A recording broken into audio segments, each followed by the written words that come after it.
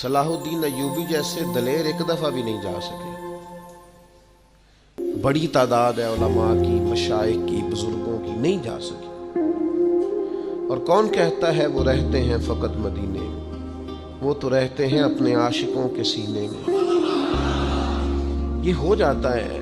اور کبھی کبھی نئی اسباب پیدا ہوتے جانے کے. نبی کریم علیہ السلام خود تشریف لے گئے، احرام باندھ کر حدیبیہ تک گئے حضور، اور کفار نے کہا نہیں جانے دیں گے.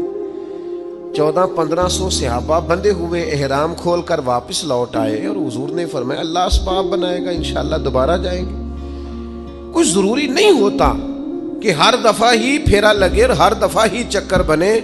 وہاں حاضری ہو نہ ہو، ہمارا دل تو ہر وقت مکے مدینے کے ساتھ جڑا رہنا چاہیے. ہماری خواہش تو ہر وقت ہونی چاہیے، ہماری طلب تو ہر وقت ہونی چاہیے، ہمارے اندر تڑپ تو ہونی چاہیے.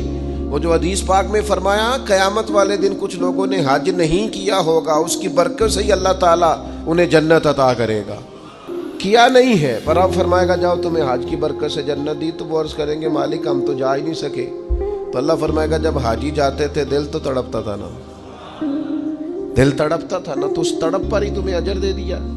تو یاد رکھنے کی بات یہ ہے کہ وہاں کا پیار اپنے سینے میں پیدا کیا جائے، محبت پیدا کی جائے.